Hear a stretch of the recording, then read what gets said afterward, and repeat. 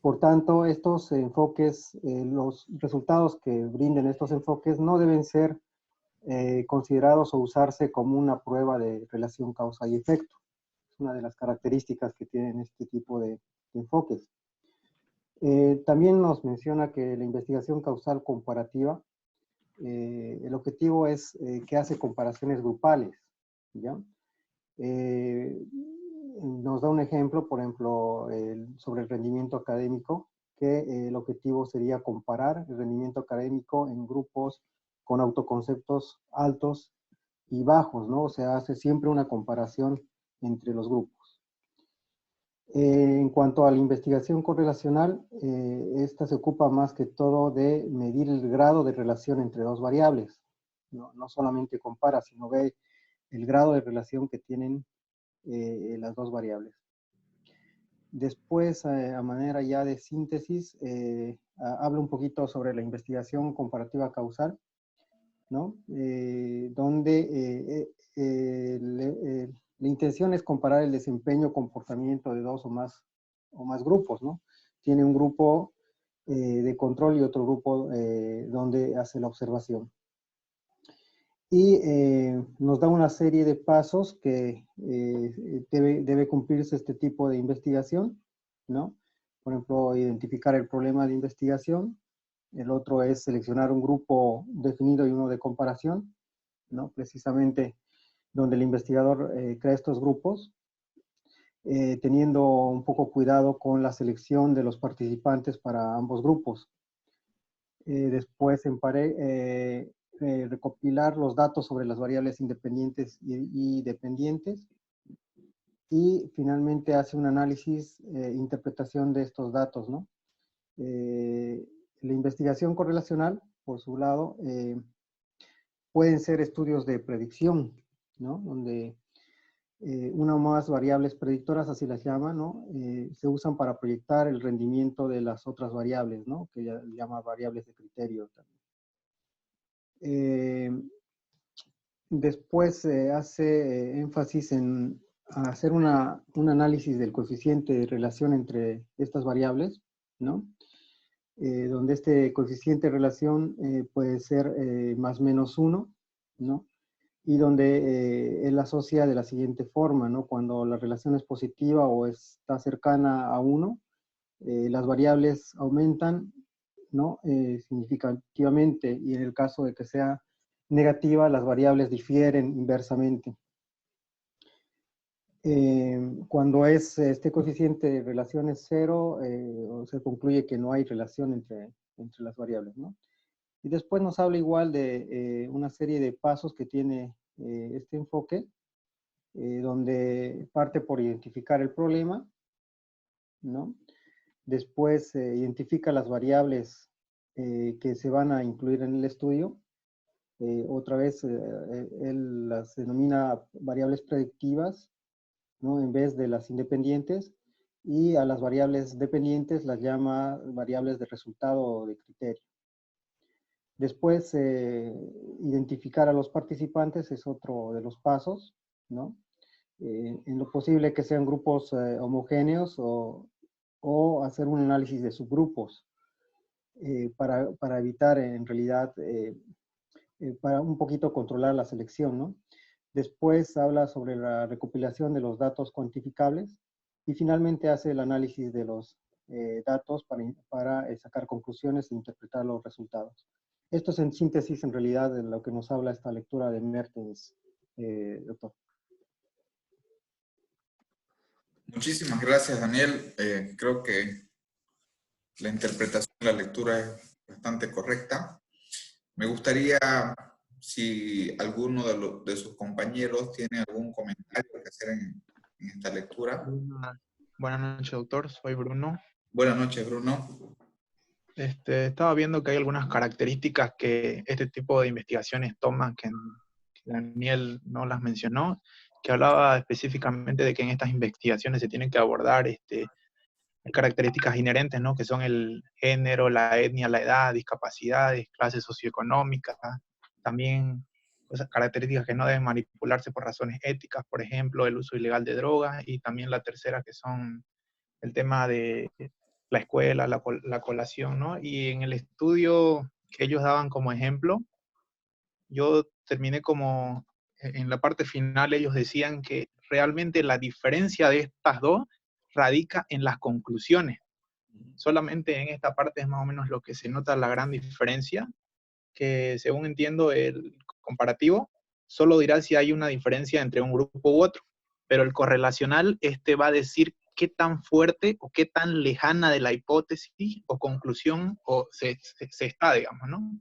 Entonces, básicamente esta es la diferencia final. También hay algunos problemas que va a tener el investigador, sobre todo hablaba en el tema de la categorización. Por ejemplo, hablaba de un tema de género. Cuando nosotros tocamos el tema de género, para algunas personas puede ser hombre-mujer, ¿no? Pero culturalmente, aquí pueden haber demasiadas reacciones, demasiados puntos de vista, ¿no? Que se sale. Entonces, después habló también un poco sobre las primeras feministas. Se habló sobre que Unger decidió definir la diferencia entre sexo y género, diciendo que sexo era algo biológico y género era algo que era culturalmente aceptado. Pero de todas maneras, a pesar de que Unger más o menos lo solucionó este tema, ¿no? Igual los investigadores no tenían claras estas definiciones. Incluso señala que APA llegó a decir que por favor tomen en cuenta al momento de utilizar estas definiciones, ¿no? Estas palabras. Y anoté unas cuantas cosas más por acá. Me quedaron dudas sobre, había al final unos 4 puntos que decía, bueno, perdón, una parte que decía, esta sección señala las diferencias entre los grupos, y la primera sobre todo me quedó con unas ideas en el aire, y una terminología que decía que era perdón un segundo, el tamaño del efecto. Decía que a pesar de que la estadística es algo que llega a una conclusión en números, ¿no? Si uno no toma el tamaño del efecto, puede conducir a malas interpretaciones. Y esa palabra me quedó ahí con una duda, ¿no? No había sido solamente sacar la conclusión numérica, sino que ver el tamaño de este efecto. Sí, Eso, doctor. sí lo hemos apuntado para responderlo al final, después de la participación de los compañeros. Gracias, Bruno. Ahí, bueno, ustedes saben de que aquí hay esta lectura de Mertens, básicamente, bueno, el libro en realidad de Mertens está enfocado a lo que son investigaciones en el área de la psicología y en el área de la educación. Por el lado de la educación creo que es más fácil de entender, ¿no es cierto? Pero hay algunos ejemplos que si los analizamos desde el punto de vista de la psicología tal vez se hace más complejo, ¿no? Para aquellos que no somos psicólogos, desde luego.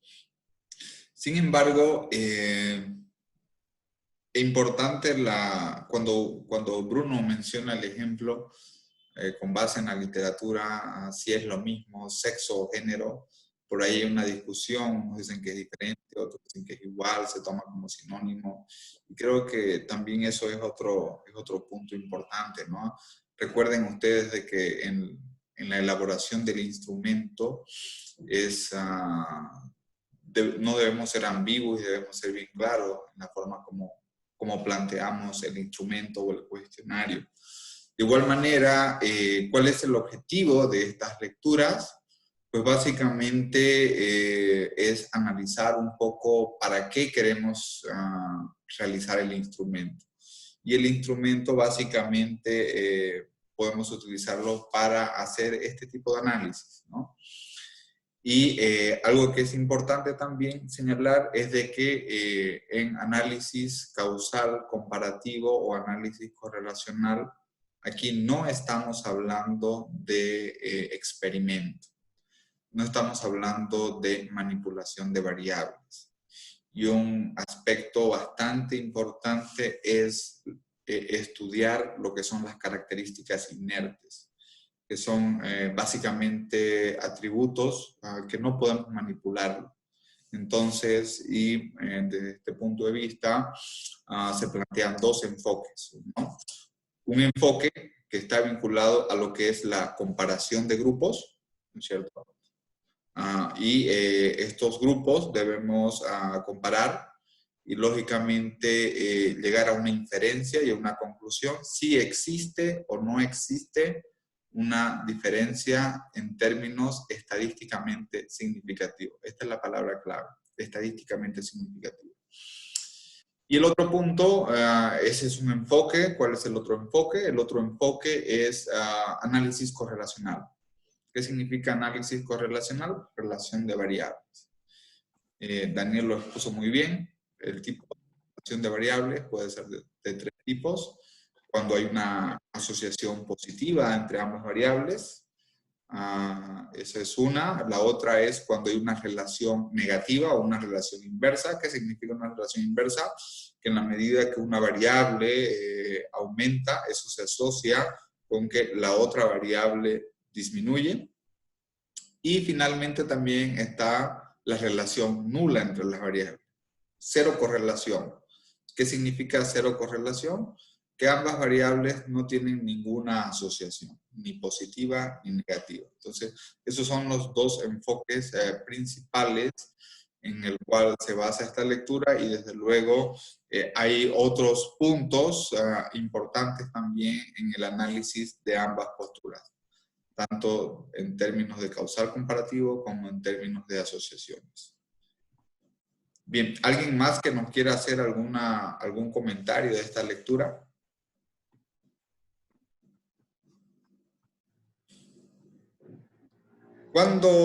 Bueno, ya hemos dicho de que en esta causal comparativa e investigación correlacional no manipulamos variables. Simplemente lo que hacemos es abordar las diferencias y abordar la temática de las características inherentes, ¿no? Estas características inherentes están mencionadas o están relacionadas con lo que es género, con lo que es edad, con lo que son clases socioeconómicas, con lo que son atributos personales, condiciones de habilidad o deshabilidad. Y desde luego, entonces, por lo tanto, aquí no consideramos términos de manipulación de variables ni enfoques experimentales, ¿no? Entonces, esto es un elemento importante. Pero también surgen otros elementos que básicamente queremos ver diferencias significativas. Y estas diferencias significativas lo vemos en términos estadísticos. ¿Ustedes se recuerdan cuáles eran las pruebas estadísticas? Vimos por ahí una sesión de métodos estadísticos. ¿Qué condiciones se deben cumplir para hacer diferencias de grupos? ¿Qué condiciones se deben considerar? ¿Se acuerdan ustedes? Era una lectura de Creswell.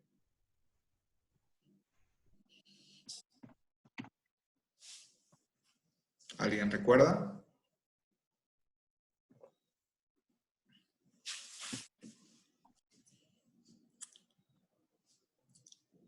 Daisy, ¿usted recuerda? No, doctor, ahorita no, la verdad. Jorge, ¿usted recuerda? Tampoco, doctor. Va a disculpar. Félix. Creo que no vino Félix. Sí, está Félix. María Teresa, ¿recuerda? No, doctor, si nos puede repetir mejor la pregunta, porfa. Sí, de que para hacer, hay un enfoque que es evidenciar o no diferencias entre grupos. Hay ciertas características, las variables deben ser de cierto tipo, ¿Se acuerda? Vimos lo que era la relación de la pregunta, especialmente cuando queremos analizar diferencias entre grupos o comparaciones de grupos. Yo me acuerdo, doctor, Sí. de por criterio propio, no sé si es ese nombre, era por criterio propio, varianza explicada, y el otro no me acuerdo. Pero eso iba relacionado con mecanismos para extraer el número de factores en variables reducidas o agrupadas. Ya. Bien, yo les voy a dar una pista. Hay ciertas condiciones cuando las variables son continuas o las variables son discretas. El objetivo es comparar grupos, ¿ya? Y dependiendo de esto, por ejemplo, si tienen una distribución normal, y queremos comparar grupos, podemos hacer análisis de varianza, ¿no es cierto? Como también podemos hacer de medias. Y si existe una distribución normal, por ejemplo, podemos utilizar la prueba estadística T. ¿Se acuerdan que vimos eso? Pero si las variables no son normales, no tienen una distribución normal, por lo tanto podemos utilizar una prueba U de White. Entonces, aquí también es importante un poco haciendo hincapié a lo que son algunas propiedades estadísticas, como si las variables son continuas, si las variables son discretas. La otra es si se cumple la condición de normalidad o no se cumple la condición de normalidad en los datos. Y eso nos permite hacer ciertos tipos de pruebas de análisis estadístico. Si es comparación de medias, si es comparación de varianzas, y por lo tanto ahí tenemos también un bagaje para realizar pruebas de análisis estadístico. Entonces esa es una parte importante que debemos revisar, especialmente cuando vimos el tema de métodos cuantitativos. Hubo una lectura que vimos. Y había una tabla, ¿no? Había Sí. una tabla de todos los... la voy a buscar ahorita. Básicamente me estoy refiriendo a esa tabla. Aquí entramos, más que todo, ahorita esa lectura ustedes la van a encontrar en Creswell. En Creswell, en el capítulo 8, métodos cuantitativos.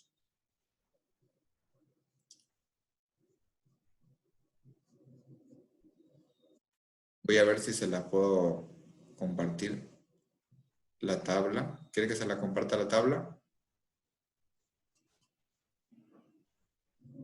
Sí, mejor en la pantalla.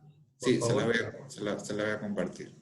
Está en libros básicos, en Creswell.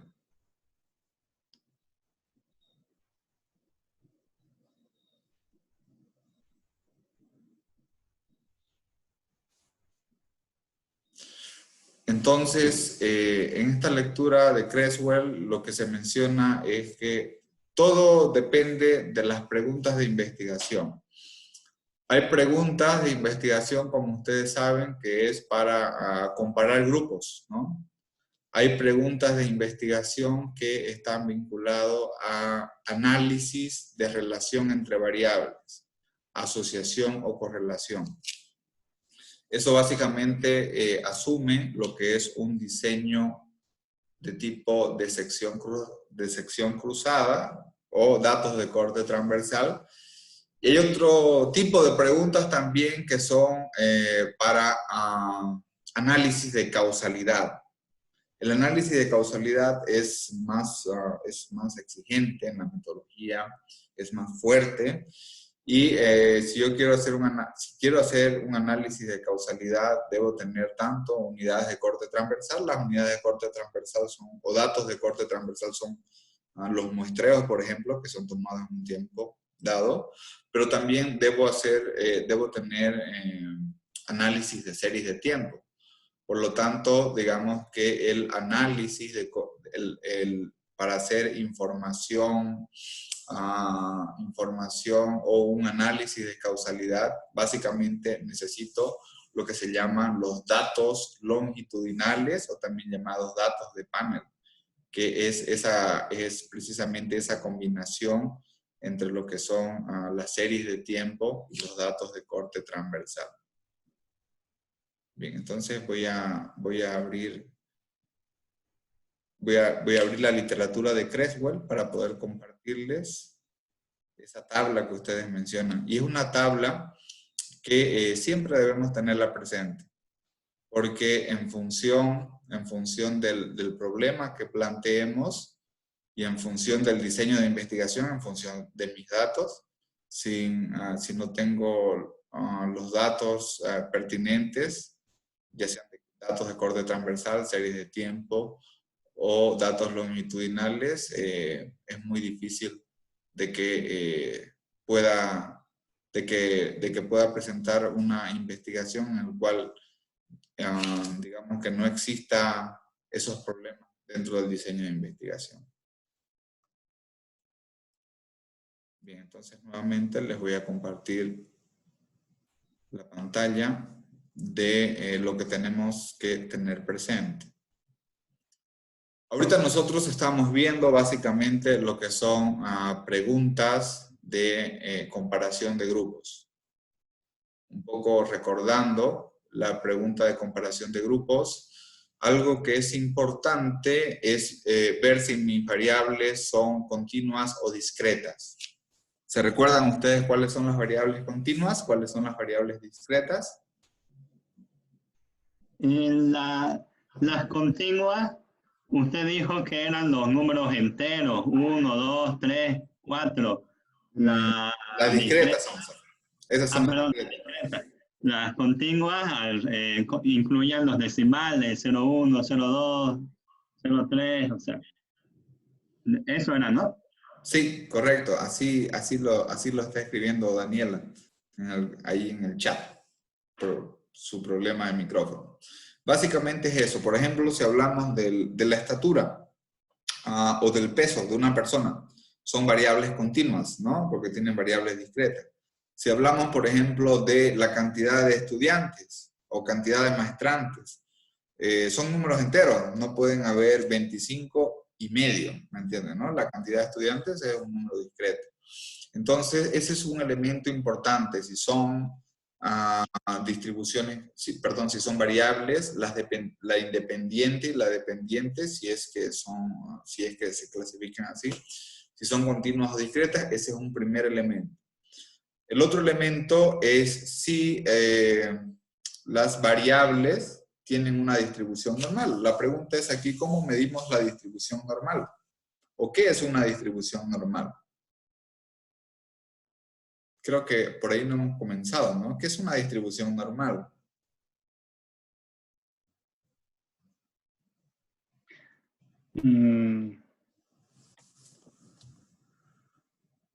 Creo que sí planteamos un ejemplo con el tema de la temperatura. ¿Se acuerdan? Hablamos de la temperatura de una persona. Yo le hice una pregunta, creo que a la doctora Judy Echalar, cuánto era la temperatura promedio de una persona y cuánto era el rango, que son desviaciones estándar. Se dice que es normal, todo aquello es normal en términos estadísticos cuando está en torno a un promedio, ¿okay? Un promedio, y ese promedio debe estar en un intervalo de más, menos 3 desviaciones estándar.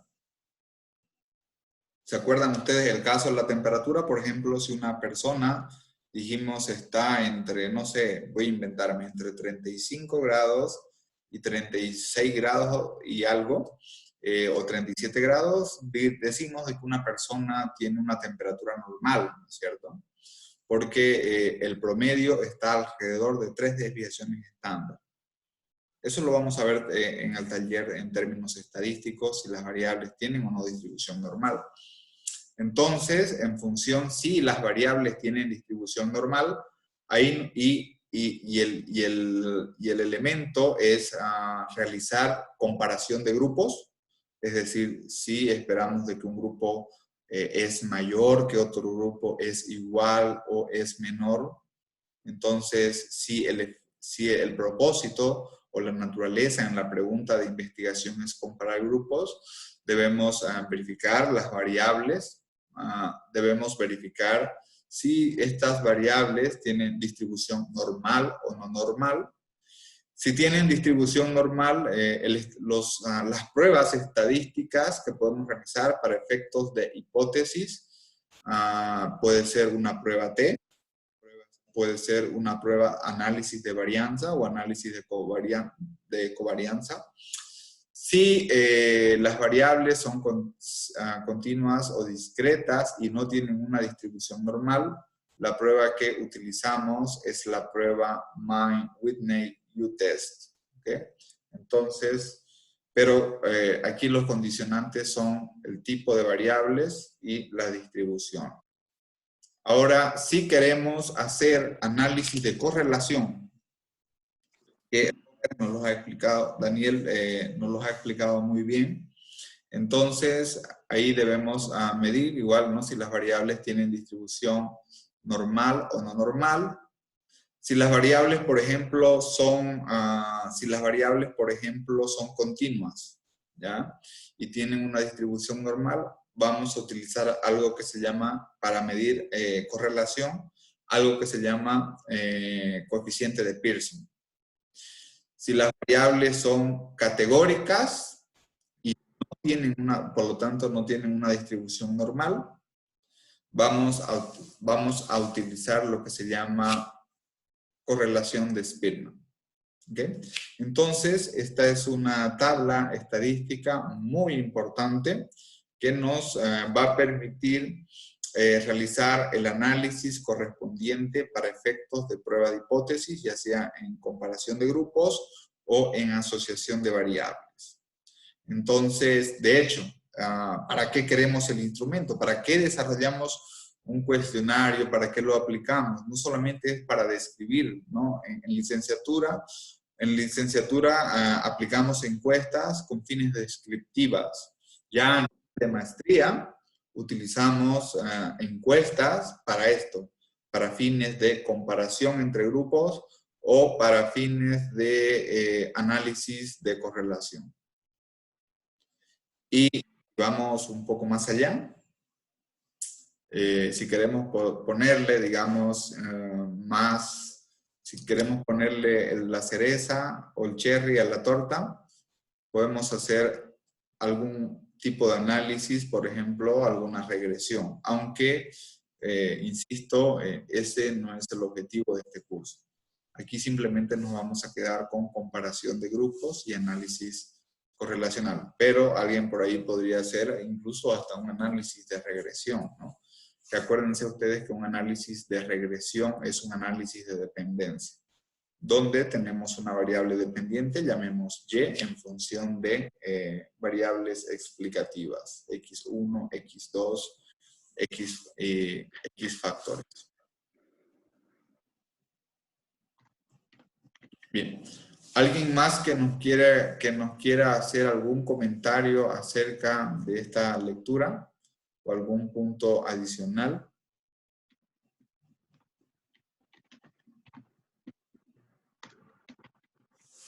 A ver, vamos a ir por el poder de Grayskull, el poder de la lista. María Teresa.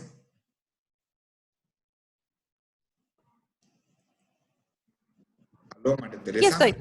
Aquí estoy. María Teresa, ¿usted nos podría explicar, por favor, en qué consiste un análisis de diferencia de grupos, particularmente? De diferencia de grupos. Bueno, estamos trabajando con variables categóricas o continuas. En los tres, bueno, estoy siguiendo la tabla en realidad. No tengo muy asimilada toda esta parte. De hecho, quería hacerle justamente una pregunta sobre cuál era la diferencia entre el ANOVA y el ANCOVA, que era el análisis de varianza y de covarianza. ¿Cuál es la diferencia entre estos dos?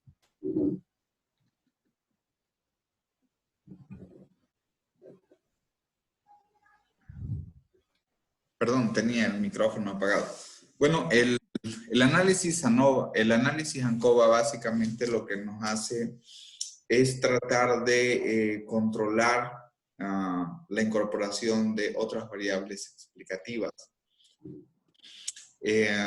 Yo cuando le hacía la consulta sobre la diferencia de grupos, básicamente lo que quería que nos pudiera explicar,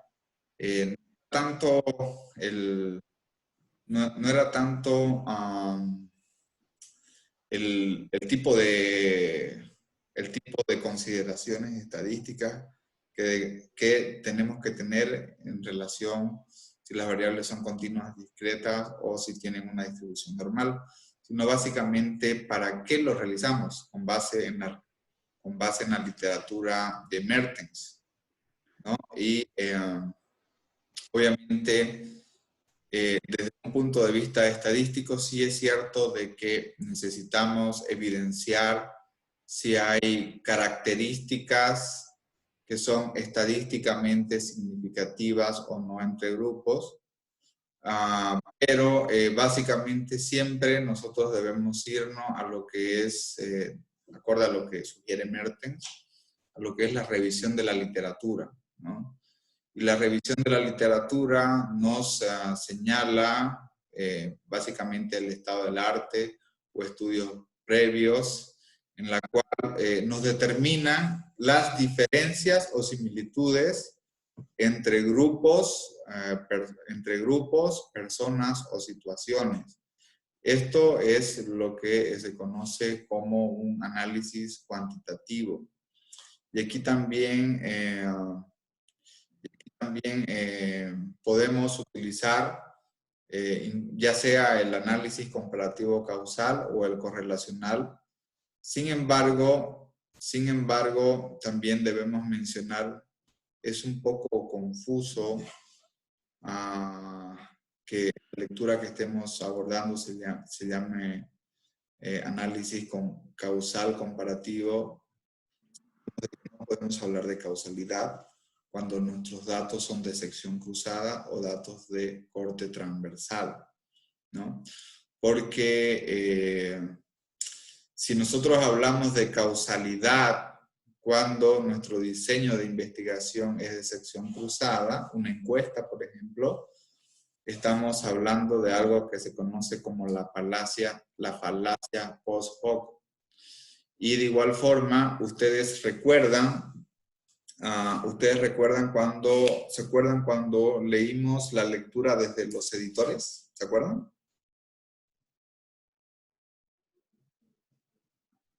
¿Se acuerdan de la lectura desde los editores? Sí, sí, que hablaba sobre los errores más frecuentes en investigaciones. Sí. Y desde luego vinculado con lo que es el diseño de investigación. No puedo plantear yo un análisis de causalidad cuando mis datos son de sección cruzada, ¿no? O cross-sectional, o datos de corte transversal. Entonces, también eso es importante. Y eso es lo que se llama la falacia post hoc. Entonces, de igual forma, en este capítulo hay otro tema también importante que está vinculado con lo que es la identificación de los grupos, que básicamente esto se refiere en la definición de quién pertenece a determinado grupo. Y aquí involucra también algunas definiciones teóricas y de revisión de la literatura. Por ejemplo, cuando hablamos de una... este ejemplo está, o los ejemplos que nos menciona el Mertens, están más vinculados a lo que es Estados Unidos. Por ejemplo, ¿qué define lo que es una persona blanca o qué define lo que es una persona negra? pues básicamente podríamos decir que es el color de la piel, ¿no es cierto? Pero la identificación de los grupos también es otra temática que se aborda en este tipo de estudios de causales comparativos. Y también es importante señalar de que debemos utilizar lo que son las, nuevamente, inclusive en este tipo de estudios, lo que son las variables de control. Las variables de control generalmente son variables socioeconómicas, son variables culturales. Por ejemplo, el autor nos recomienda utilizar cuáles son los orígenes geográficos o categorías multirraciales. Hay un punto adicional que aborda la literatura de Mertens vinculada con el mito de la homogeneidad, que básicamente eso significa asumir similitudes y asumir de que la raza o, por ejemplo, la pobreza en realidad son temáticas complejas y son temáticas también bastante difíciles, ¿no? De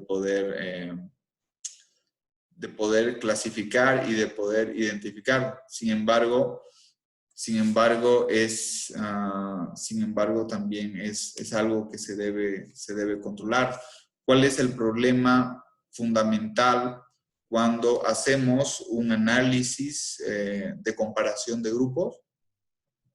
Básicamente el problema fundamental, y esto lo vamos a ver en una lectura posterior, es que los resultados pueden estar sesgados, ¿no?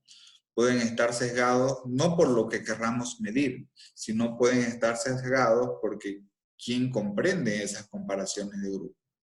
Entonces es como que yo quiera comparar, no sé, quiera comparar el rendimiento académico en las eras de la virtualidad entre alumnos de la Gabriel René Moreno. Todos, a lo mejor varios de nosotros somos de la Gabriel René Moreno, o hemos salido a la Universidad Autónoma de Gabriel René Moreno, en comparación con el rendimiento de estudiantes de la Universidad Católica Boliviana o de la UPSA, por ejemplo. Ahí podríamos tener un problema, ¿no es cierto?, en nuestra conclusión, si comparamos grupos. Y podríamos decir de que, podríamos llegar a una conclusión de que en la Católica o en la UPSA tienen mayor rendimiento académico, en presencia de la tecnología, en comparación con la Gabriel René Moreno. Pero ¿cuál sería el problema? ¿Qué no estaríamos controlando ahí? ¿O cuál sería la diferencia? Que no es el tema de la tecnología, sino hay otro factor. ¿Cuál sería el factor? Principalmente, doctor, serían pues estas variables externas a las que estamos mencionando, ¿no? O sea, porque esas características que son diferentes en cada grupo, ¿no? Hay una parte... La condición realidad, económica, ¿no? La condición económica, así es. Es una de las variables externas, ¿no? Extrañas. Sí, entonces, ¿usted quería mencionar algo más, Daniel? Sí, sobre todo ahí en la investigación comparativa causal, señala que se debe evitar la amenaza de selección diferencial, ¿no? Que es precisamente lo que estamos hablando, que son estos factores externos que en realidad pueden ya explicar, dice, ¿no? De alguna forma lo que estamos buscando, la diferenciación entre los dos grupos, ¿no? Pero en realidad no es objeto de nuestro estudio ese, ¿no?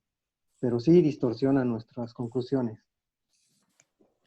Sí, correcto. Básicamente, el principal factor que debemos tratar de cuidar es que si nosotros queremos abordar una problemática en particular, que la conclusión sea por la problemática, ejemplo, la tecnología, no sé, pero que no sea por quienes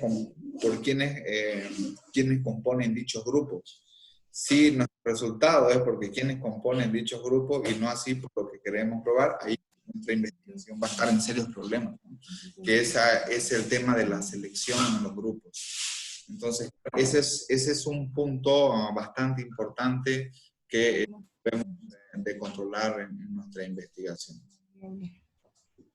que es, eso en otras palabras significa eliminar las explicaciones alternativas. Y eso significa controlar variables. Sí, Daisy, ¿nos quiere hacer algún comentario?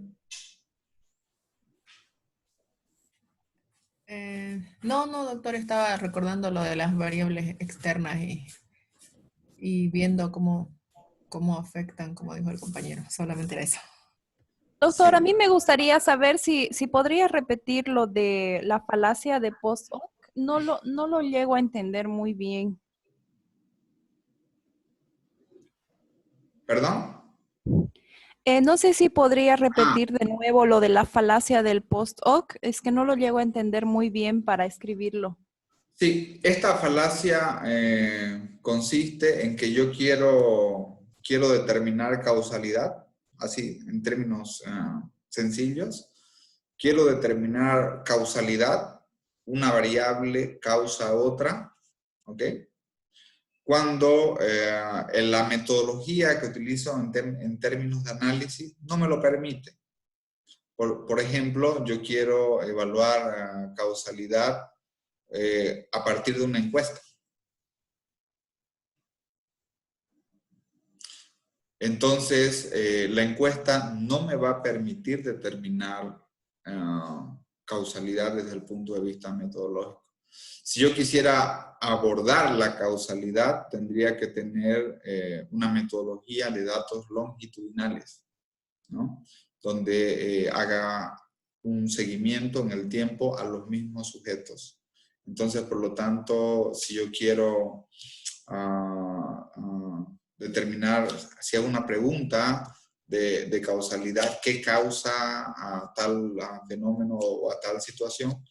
Y utilizo un diseño con base en una encuesta o con base en un instrumento, ahí estoy incurriendo en este tipo de falacia. Básicamente a eso se refiere. Ok, perfecto. Igual en la anterior lectura que hicimos había sobre algunos, ¿cómo se dice? Algunos problemas que podían surgir por el hecho de elegir la muestra, ¿no? Cosas que podíamos dejar de fuera. Y también había el tema entonces del post-hoc, ¿no? Cuando elegimos el instrumento que no mide lo que queremos medir.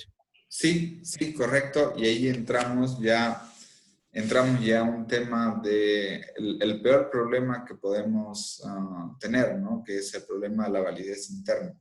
Recuerden ustedes de que nosotros podemos sacrificar la validez externa, en el sentido de que nuestro estudio no sea replicable, no importa. Es decir, mi estudio es para un contexto dado, no es aplicable a todo el mundo o a todas las situaciones, pero sí debo cuidar el tema de la validez interna, y eso es medir lo que realmente se quiere medir. Y por ahí, bueno, era Bruno que nos hacía una pregunta relacionada con el tamaño del efecto y las malas interpretaciones. Entonces, esto es lo que se conoce en estadística como los tipos de errores. Error de tipo 1 y error de tipo 2.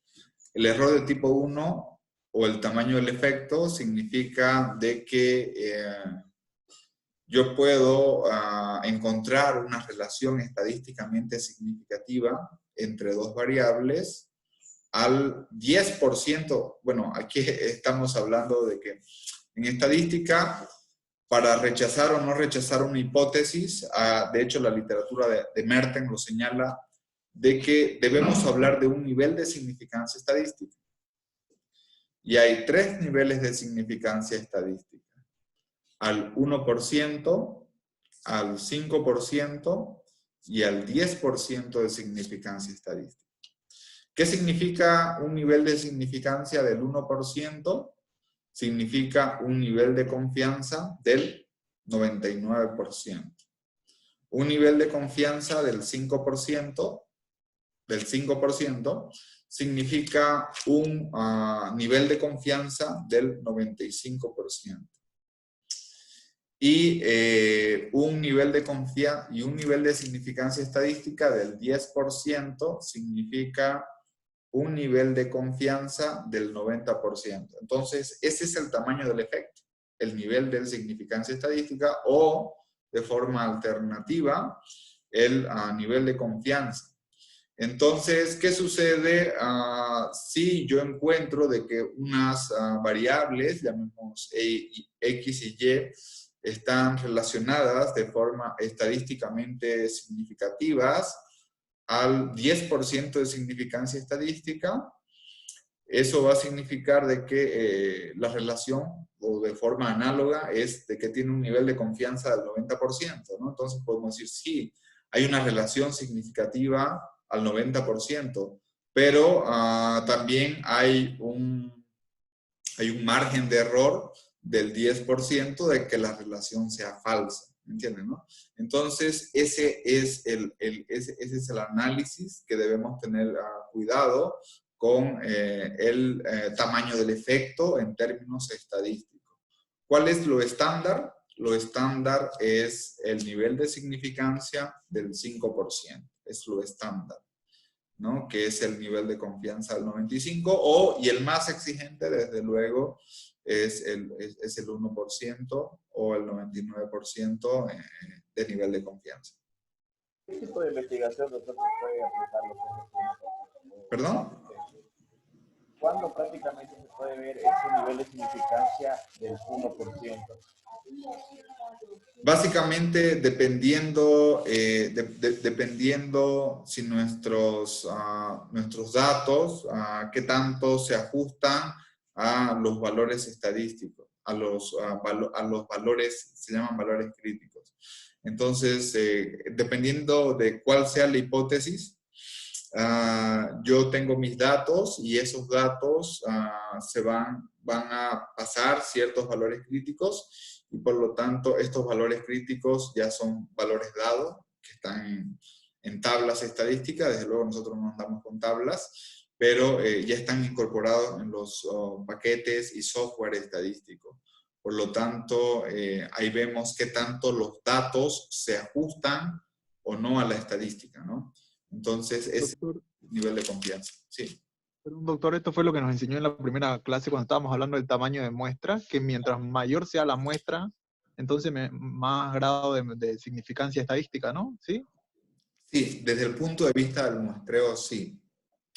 Ahora yo puedo verlo también, yo puedo verlo en relación con el número de casos para hacer, por ejemplo, para hacer comparaciones entre grupos, ¿no?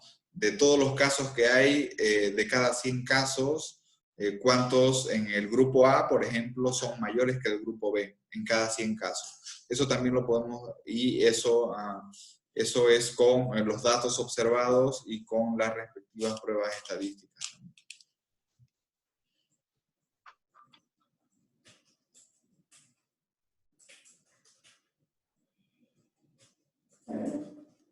El otro, fundamentalmente hemos hecho mucho énfasis en lo que es las comparaciones entre grupos. Se ha hecho ya una introducción también extensa en lo que es la investigación correlacional. Hay una diferencia entre lo que es correlación y asociación y causalidad, ¿ya?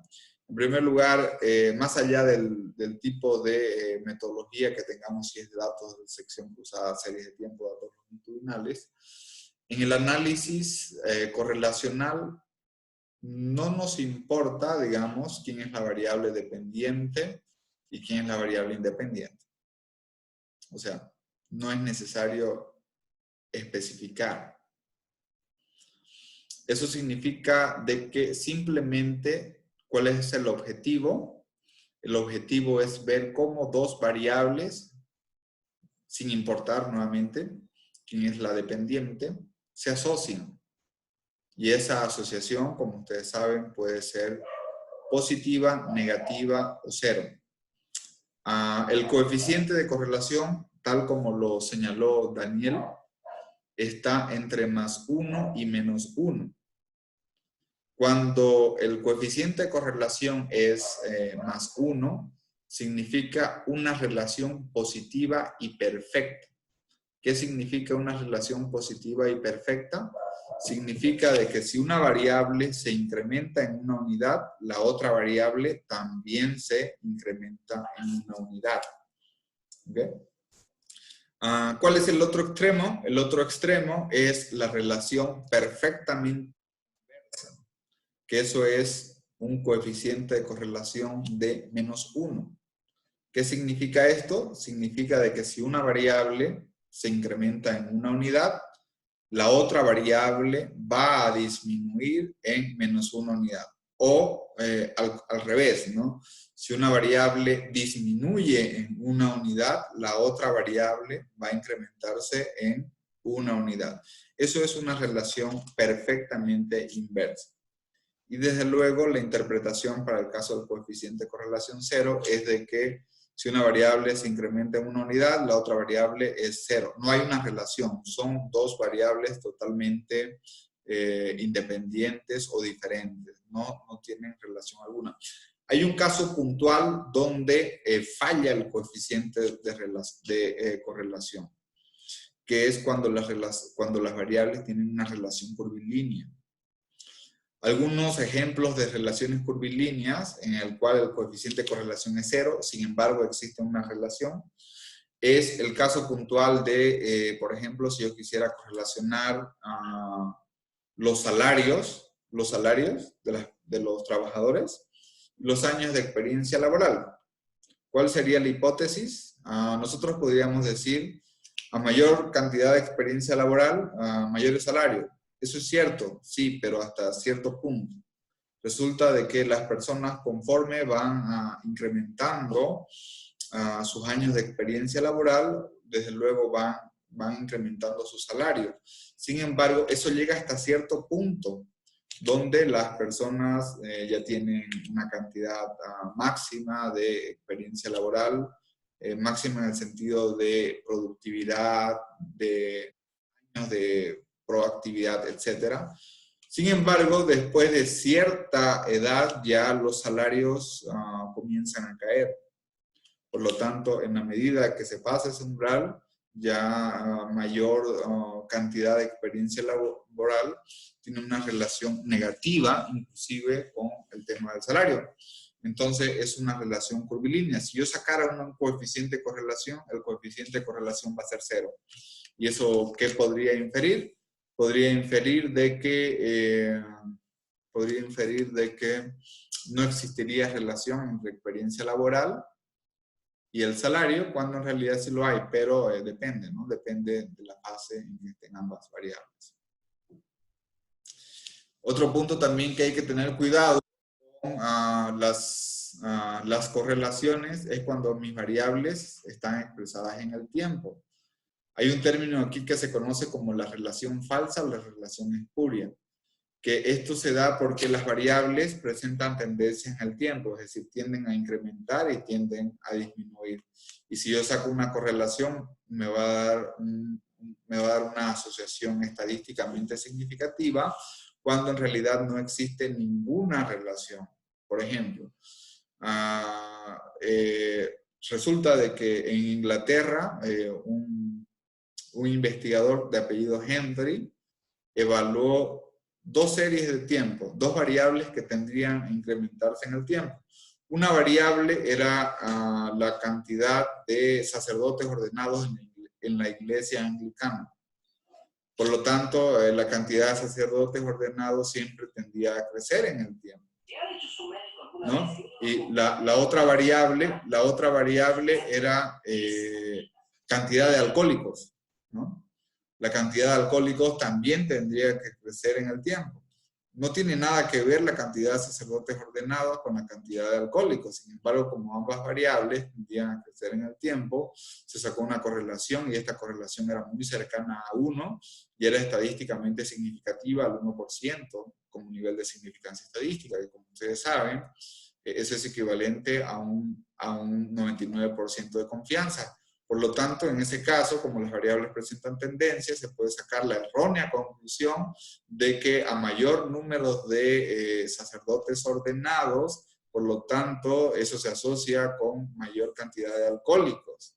Y por lo tanto, podríamos asumir de que para que no existan alcohólicos no tendrían que existir sacerdotes ordenados, ¿me entienden? ¿No? Entonces, eso es una asociación sin sentido. Entonces, hay que tener cuidado también cuando sacamos correlaciones sobre variables que tienen tendencia.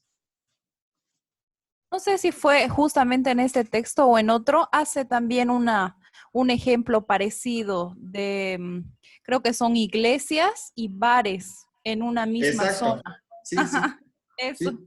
Entonces hay que tener cuidado con ese tipo de, porque podríamos asumir, si vemos, no sé, municipios de que tienen mayor cantidad de iglesias y municipios que tienen mayor cantidad de bares, podríamos asumir de que existe una relación positiva y estadísticamente significativa entre bares y iglesias, y por lo tanto para que no existan bares no tendrían que haber iglesias, ¿me entiendes? ¿No? O sea, es una conclusión tonta, digamos, y tenemos que tener cuidado, no tenemos que hacer ese tipo de asociación.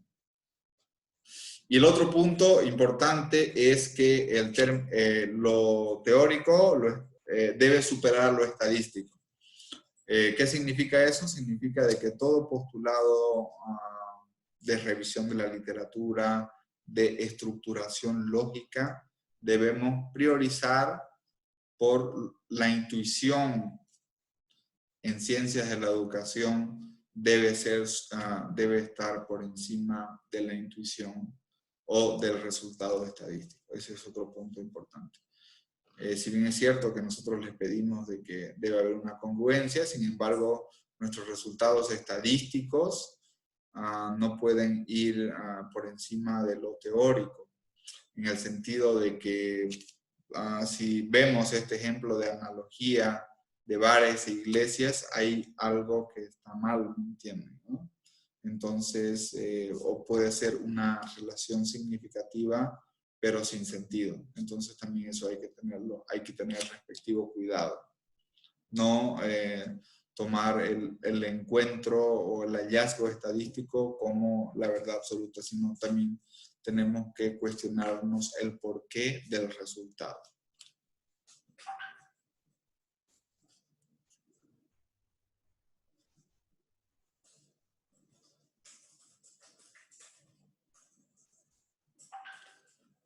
Bien, cuando hacemos análisis de investigación correlacional, básicamente todo nace del problema de investigación, ¿no? Y en función, nuestra pregunta de investigación debe estar relacionada. ¿Cómo se asocia, no sé, ¿no?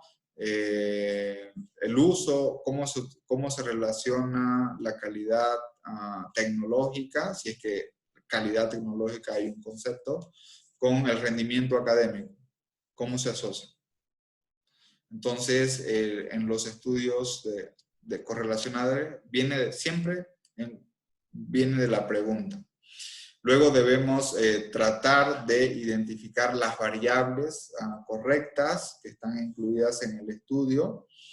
Desde luego debemos identificar quiénes son también los participantes sobre los cuales realizaremos nuestra investigación. Ustedes saben de que sin datos no podemos hacer nada. Si es un análisis correlacional, acuérdense lo que vimos en la lectura de Creswell, tenemos que saber si las variables son continuas o discretas, si tienen una distribución normal o no normal, y en función de eso vamos a saber aplicar ya sea un coeficiente de correlación de Spearman, en el caso de variables discretas o distribuciones no normales, y un coeficiente de correlación de Pearson en caso de variables continuas y en caso de distribuciones normales. Entonces, de esa forma es que se resume lo principal en esta lectura. ¿Hay alguien que tenga algún comentario al respecto? Ha sido creo, es una lectura exquisita, ¿no?